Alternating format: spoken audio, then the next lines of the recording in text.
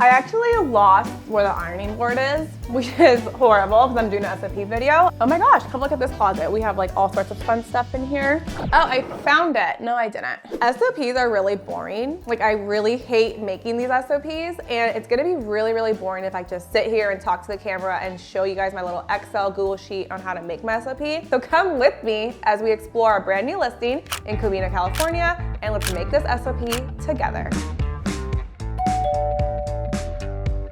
Before we get started, I have a very special announcement. I have created a brand new Facebook group called Co-Hosting with Mercedes. If you're an aspiring co-host or you have a few properties under your belt, but you want to grow and be successful, learn from myself and other experienced co-hosts. And guys, let's scale and grow our business efficiently and together.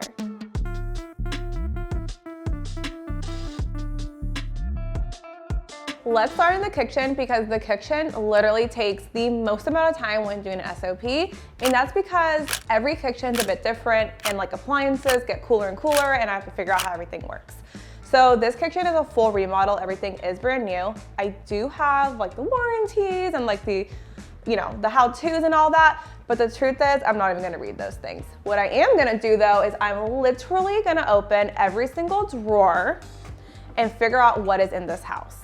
We had an amazing designer who did this house and she prepped everything beautifully for me. Can we please get a close-up of this? For the spices, this is something we do in some of our short-term rentals and some of our mid-term rentals.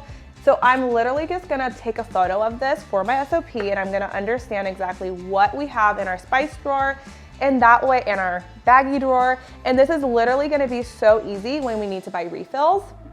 I'm just gonna be like, okay, order quartz bags, order cumin, paprika, and it's done. The next thing I'm gonna do is count flatware and silverware, very important. Oh wait, where is that? See, this is why you do an SOP. You wanna know where everything's at because again, guests like to bug you. Guests are on here on vacation, it's a midterm rental. They don't wanna open everything. They wanna be like, where's the plates? And you're gonna be like, top left, right under the glass Tupperware we're gonna offer you.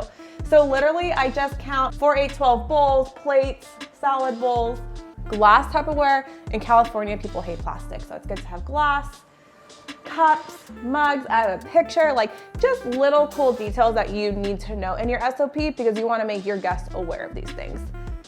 Coffee machine. For my midterm reservations, the number one question I always get asked is, what kind of coffee machine do you have? Because I wanna prepare for my trip. Because obviously people need coffee in the morning. So I'm obviously gonna say I have the Ninja drip and pod coffee machine, and it could do hot or cold. It could do over ice, or it could do like a classic brew. Also, I will let them know, don't worry about it, like Coffee Mate creamer is provided as well as sugar. This right here, giving your guests a perfect sentence of what is actually included is gonna make them feel so much more comfortable about coming to your house. The one thing you don't want to do is have an ill-equipped kitchen. So you want to make sure that you do have like all of the basics. Can we get a close-up of this beautiful flatware drawer? Like we have measuring cups, we have a little squeeze the lime machine, we have a, what is this? Like a little, I promise guys, I do cook. A little garlic masher. Like we have everything here. And if you have a guest specifically in a midterm rental, I will say they ask a little bit more about the kitchen, you can easily tell them what you do and don't have. Another big thing is water. Southern California, we advise our guests not to drink sink water, so it's really important to have some sort of filtered water if you don't have Brita. So here, like honestly guys, like when I'm doing my SOPs, like I am actually tasting the water because you have no idea how many times I have gotten water or ice cubes from the fridge and it's nasty. Like filters haven't been changed. I don't know what the hell's going on in there. Ooh, can I say that on YouTube? I don't know. Anyways, don't mind our snacks, by the way. We've literally been here all day, but we just wanna make sure fridge is working, what kind of filter we need to buy for when the filter starts beeping at you. You know how it gets like red and starts beeping? Guests hate that. So it's just really good that you understand what's going on here. This is huge for international guests, and that is your stove and your microwave and your dishwasher, because this is different obviously in all parts of the world. And we host a lot of international travelers and families in LA here. So let's talk about the stove. Airbnb does have a feature where it asks you if it's gas or electric and how many burners you have. So in my SOP, I'm definitely gonna say 4 stovetop burners plus a griddle, like big deal. This oven is super cool. Come get a close-up of this. It actually has an air fryer setting and like, oh my God. We are about to learn this together. So this particular oven has like oven modes and I can do like an air fry situation. Super cool. It even has like a little guide. Like, anyways, guys, this is such a super cool stove that I don't even know how to work, as you can see. So I'm probably gonna sit here and just work on this and like figure things out, watch YouTube videos and just make it as easy as possible for my guests. Same thing goes with like microwave and dishwasher. Again, these might sound like so stupid and so silly, like we all know how to work a microwave.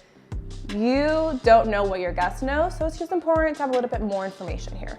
Something that's missed a lot in your SOP is your seat count. So actually Airbnb has another feature where it asks you, do you have a dining room table? Yes, I do. And how many seats does it hold? Here, I'm simply gonna say 6. Now I'm also gonna know I have 6 seats. Maybe I have extra chairs in the garage. That's something to note on your SOP. Same with the couch. Like I think we could probably comfortably fit like 6 to 8 people here, plus a super comfy chase lounge. Also, make sure you talk about your TV.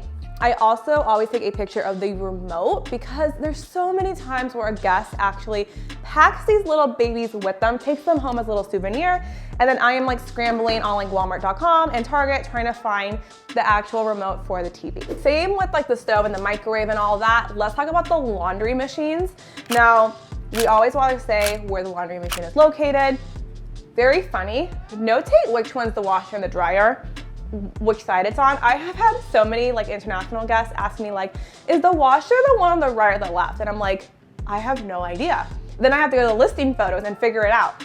Just write it in your SOP. Another big thing is to write down the brand and the model number. So you can literally just like open it up and then you'll see GE appliance. Also guys, it is 2023. Can you believe that? Appliances have QR codes that you can literally just scan. It's gonna take you to the manual. So I always just scan those and just attach it to my SOP. This is gonna sound crazy. Ow! Okay, write that in your SOP. Be careful with the way it slides. It literally just caught my finger. It was so fast. No, but honestly guys, like little things like that, like test the house, stay in your own property, use the toilet, take a shower, like figure things out because like that actually hurt. And if like a kid did that, I'd probably be in trouble. Anyways, this bathroom has a beautiful seat with a handle. Love that. ADA feature can be for like an elderly person or just someone who like needs a little extra support in the shower. So that is something you definitely want to write in your SOP to transfer that into your listing, obviously. Another big thing are light bulbs. So silly, I know, but obviously your bathroom light bulbs are like the first to go. Just simply have either backup, take a picture of the box you bought from Home Depot, or have like an Amazon list. That way it's so easy when one goes out, you're not like frantically like at the Home Depot department being like, warm light, soft light, 30 watt, what? You just know and like, just make your life easier. The bedrooms. Bedrooms may seem super basic, like yes, I have a king size bed in here, I have a dedicated workspace, and I have a smart TV. But we're talking about details. Again, I have a beautiful ceiling fan that was just installed, and guys, my ceiling fan has a remote. These remotes, just like the TV remotes, always get somehow packed into guest luggage. So it's super easy, just take a photo of the model because you're gonna wanna order some backup of these. And also just make sure it's like for whatever like room it actually is, because these get like swapped around all the time. I may be getting ahead of myself here, but after you create an SOP, you kind of want to make a manual, dummy-proof SOP for your staff, your cleaners, your maintenance people, your inspectors. They need to know that every room needs one of these remotes. They need to know where it goes. They need to know if it's missing. So these little items are also going to translate into your operation. A little trick we do when writing our big SOP is that we actually label each room. I know some operators do like a A, B, C, D type of situation. I like the numbers. So I'll do like bedroom 1 is my primary. Then I have bedroom 2, off the kitchen, bedroom 3, bedroom 4. And then when I do that, I'm also listing out like if they have a king bed, a queen, a full, whatever, because I also want to make sure I have my linen counts when I'm doing my bedroom counts. So right here in the closet, I have all the queen linens, extra mattress protectors. I have everything ready to go. So if a guest asks me, oh my God, do you have an extra sheet? Boom, I'm going to tell them exactly where to go to get that. Also, big deal are the window treatments. Some guests will not even know, you just pull it down and you have blackout curtains. Some guests will try to like find the little wire, or they don't know about your house. So just make note of everything, because you just want to make sure you have a very fast response time and you're not struggling trying to remember how to pull the shades down in your bedroom. Mattresses. Mattresses are very important because people are obviously booking your B&B to sleep here, and you guys should try it out. As a co-host, we try to do like little like one-night stays at our properties to really test everything, test the mattress and whatnot. But honestly, we're really busy. We don't always have the opportunity to do that. So really guys, just like try the bed. That was a horrible fall. Anyways, that probably looks horrible. Sit down, try the bed, firm, soft. Like I had a client one time and they love firm beds, and then a travel nurse booked it and she was like, I cannot sleep here. I literally went out, I bought her like a $150 mattress topper because she didn't like firm beds. Another weird question we get a lot is if they're box springs, because people are not box springs, what is it called? The coil mattresses, which are obviously like, who does coil mattresses these days? But I guess it's a thing. And I've had potential guests ask us like what kind of mattresses we have. So with that being said, just note, oh, I have the Helix, whatever mattress, or I have the Zenith from Amazon. Whatever type of mattress you have, just make a note of that in your SOP. That way you can refer back to it when a guest does ask. Also guys, a little side note, the Helix mattresses are absolutely amazing. I've never had a guest complain. Also, if you're on a budget, the Zenith mattresses are amazing, especially for like kid beds and bunk beds. Highly recommend, and linked in my Amazon store. I actually lost where the ironing board is, which is horrible because I'm doing an SOP video. Oh my gosh, come look at this closet. We have like all sorts of fun stuff in here. Oh, here it is, steamers. So always note we have a steamer, an iron, and then here, obviously, we're not done here yet, but like these are gonna be all extra things for like the guests. Like we have our extra seasonings, we have our coffee mates, we have extra batteries. Super important to note what kind of batteries your smart lock has. Refills, all just sorts of fun stuff that us Airbnb hosts really nerd out about. So this is something, so we're actually here pretty late. It's like 8:30 p.m. right now making this video because we've been like at the property doing things. Again, that's why my appearance is like this right now. And I just realized this closet is super dark. So I'm probably gonna go back to the owner and be like, maybe we'll put like little tap lights in here because I can't see anything in here. Anyways, at the moment, ironing board and cleaning supplies are in here. You need to cut that out. ACs, guys. I know we all love the Nest and the Google Home system, but let me tell you, nobody knows how to work these. My biggest hack, instead of having, that was crazy if it just turned on. Instead of trying to explain to guests, oh yes, it's in the hallway and you touch the side. And when you touch the side, you move your finger around and then it starts. So it's not even doing it right now. There it goes. Like people don't know how this stuff works. Little quick tip, guys, it's gonna save you so much time. Find a YouTube video that's like a minute, 2 minutes long that explains how to work it. Save it in your quick replies, either in your PMS or in Airbnb itself. And honestly, AI is gonna remember it and it's just gonna send when people are like, how do you turn on the heat? It's literally just gonna populate and it's gonna send to your guests, and it's so much easier than trying to explain how this works. And of course, we wanna make sure that you have all the logins for like your Ring, your Nest, your Google Home system. You wanna make sure that you just have all the logins for that information, because at the end of the day, I might not be the one who's handling these things. I might have a team member, I might have an assistant. So it's really important that we're all on the same page and that it is noted in your SOP. A huge big tip that I give all my clients, all co-hosts, whoever, is make an email for the property. 123mainstreet@gmail.com, and have all of your logins be that email address for the username. Have like all the bills go to there, have the payouts go to there, like set up a Zelle account with that information or with that email address. Just have one hub, because it could get crazy, especially if it's like a husband and wife who own it. Husband's email, wife's email for the Airbnb account, his email for the pool app. Like it could just get so wild. So if you can consolidate that and just make one home email address per rental property, chef's kiss, so easy.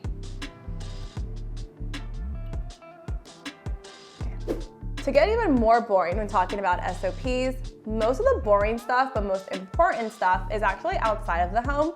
I wish I could take you outside of this home, but it is literally 9 p.m., so it's pitch black outside. But really quick, 1, sprinklers. You wanna know what the sprinkler system's like, where like the shut off is, because sometimes like crazy things happen. And you wanna know what time the sprinklers come on. For instance, I onboarded this house today and the owner was like, oh, it comes on at 6:30 p.m. at night. And I'm like, that's dinner time, of course. Like that's not really gonna fly. I was like, okay, great. Let's try to make this happen early in the morning where it's not really gonna affect any guests. So just learning those little things can really enhance your guest experience and really just avoid any sort of like trouble throughout a guest day. Very important, but always missed is where is the breaker of the home? I will say on average, every week we have at least 2 outages. Either it's an outage because of the city or it's an outage because a guest blew a fuse. It is so important to know where the breaker is in a home. And if you could have this labeled or have the homeowner label it before you're onboarding, that is really gonna be a game changer. Because to be really honest, when something does go out in the home, the first thing I do is call or like look up if there's an outage in the area. Because before you send out a guest to go check on the breaker, make sure it's not a full outage. Then if it's not a full outage, obviously call your guest, tell them, okay, like I'm gonna show you where the breaker is, walk them through it, make sure they know how to click the little breaker slots or whatever it's called. Guys, this is gonna honestly enhance or make and break your review. Because if you could help a guest instantly fix and troubleshoot a problem in the home, they are gonna remember this when it's time to review you, and they're gonna be like, oh my God, Mercedes from MBX Homes was so helpful, so responsive, it was a blast. Like we get these reviews all the time because we're organized and we know where everything is. This home in particular does not have a pool or a spa, but most of our homes do have pools or spas, and not one home has the same heating or light system as another home. Some are still manual where we have to like climb up and literally turn on the heater and make sure we're setting it to the right temperature. Some of our pools just got redone or they're brand new and it's all managed by an app, and then we have access to that app, and it's so easy to like heat the pool, turn the lights on, make sure the filter's working.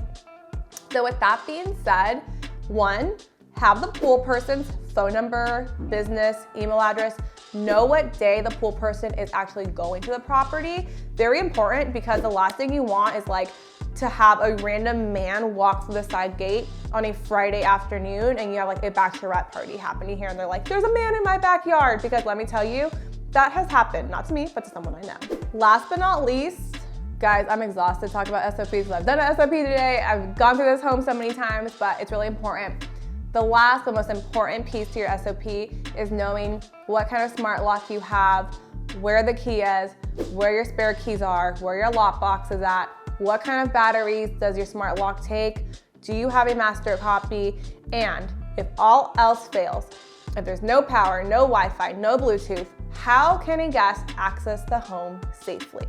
So important, it's insane, especially if you have an elderly guest or a guest who's just not like really tech savvy and they're like, I can't get the keypad. And then they tried it so many times and now the keypad is locked and you have to wait like 20 minutes for it to reset, and maybe your phone's malfunctioning and you can't open it up remotely.